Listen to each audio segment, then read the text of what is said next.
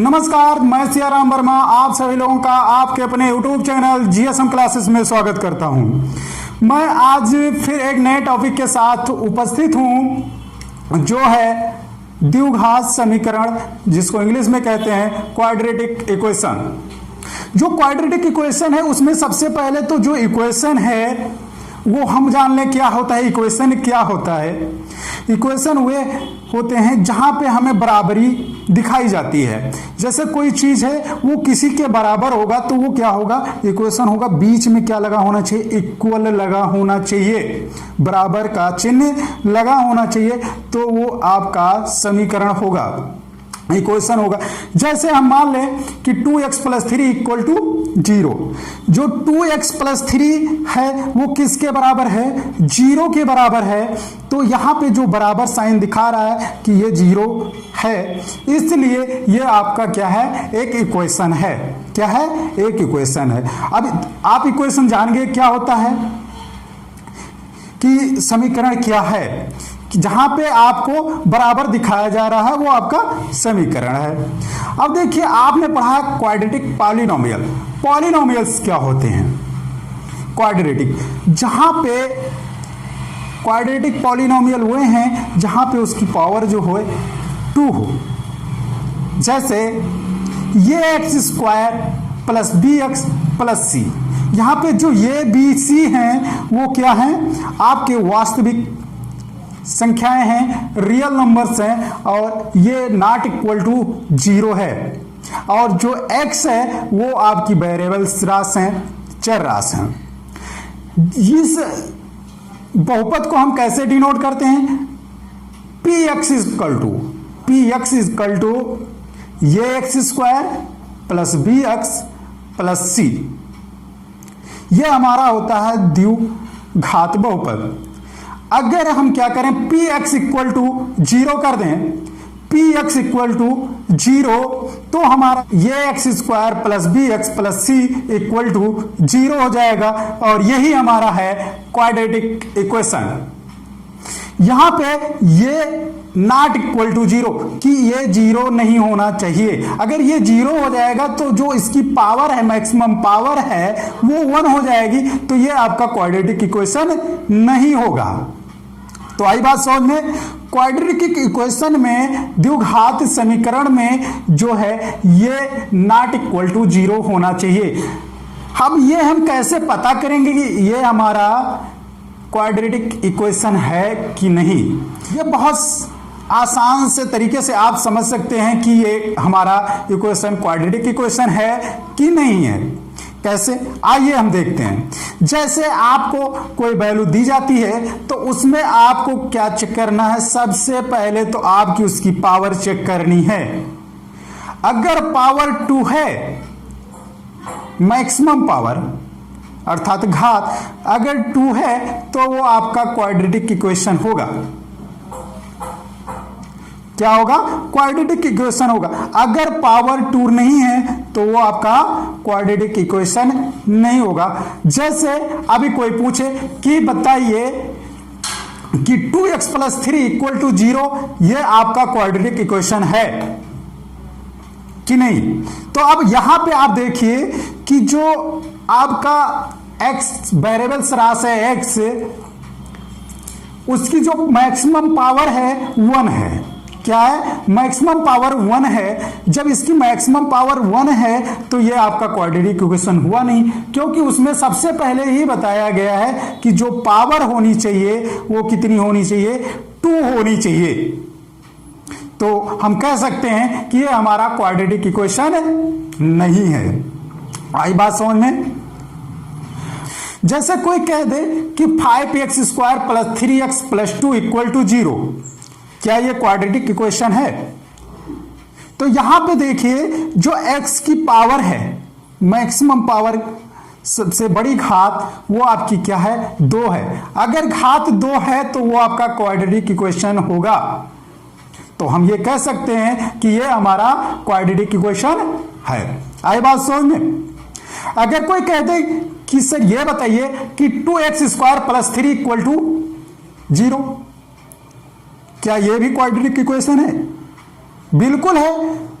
क्योंकि यहां जो मैक्सिमम पावर है 2 है, तो ये क्वाड्रेटिक इक्वेशन है। आई बात समझ में? अब देखिए इसको हम सॉल्व कैसे करते हैं। जैसे कोई इक्वेशन क्वाड्रेटिक इक्वेशन है, द्विघात समीकरण है, तो उसको हम सॉल्व कैसे करेंगे भाई? उसके जो सॉल्व करने की जो मेथड हैं वो कितने मेथड हैं? 3 मेथड हैं। 3 प्रकार से हम उसको सॉल्व कर सकते हैं। कौन कौन से हैं? सबसे पहला जो आपका है फैक्टराइजेशन, दूसरा परफेक्ट स्क्वायर, पूर्ण वर्ग बना के, और जो तीसरा है श्रीधराचार। ये आपके 3 मेथड होते हैं, 3 मेथड हैं आपके किसी भी इक्वेशन को सॉल्व करने के लिए। अगर वो द्विघात समीकरण है तो उसको 3 तरीके से हम हल कर सकते हैं। पहला आपका गुणनखंड विधि, दूसरा आपका वर्ग बना के, और तीसरा आप श्रीधराचार। गुणनखंड विधि से कैसे हल करते हैं, वर्ग बना के कैसे इसको हल करते हैं, और श्रीधराचार फार्मूला लगा के कैसे चालू करते हैं। ठीक, तो अब ये सबसे पहले आपने जान लिया कि हम द्विघात समीकरण कैसे पहचानेंगे कि ये द्विघात समीकरण है कि नहीं है। अगर वो द्विघात समीकरण है तो अब उसको अगर हल करना है तो कौन से मेथड से हमें हल करने हैं। अगर आप सवाल में ये दे दिया जाए कि आपको इसको गुणनखंड विधि से करिए तो आपको गुणनखंड विधि ही करना है। अगर कह दिया जाए कि पूर्ण वर्ग बना के परफेक्ट स्क्वायर करके करिए तो आपको उस विधि से करने होंगे। अगर दे दिया जाए कि आप श्रीधराचार फार्मूले से करिए तो आपको उसको श्रीधराचार फार्मूले से ही करना होगा। तो सबसे पहले अब हम चलते हैं कि कैसे पहचानेंगे कि जो सवाल हैं आपकी एक्सरसाइज के, एक्सरसाइज पे चलते हैं 4.1।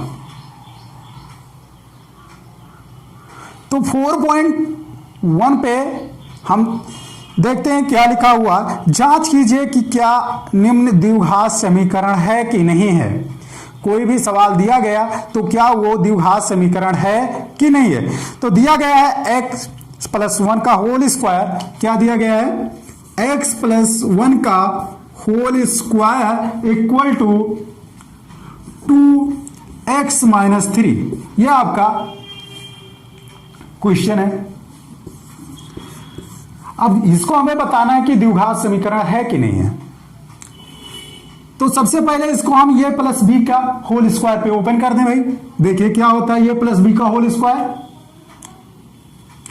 एक्स स्क्वायर प्लस 1 का square plus 2ab means 2x हो जाएगा इक्वल टू, इधर में जब हम सॉल्व करेंगे क्या होगा 2x - 3 2 जा 6 होगा।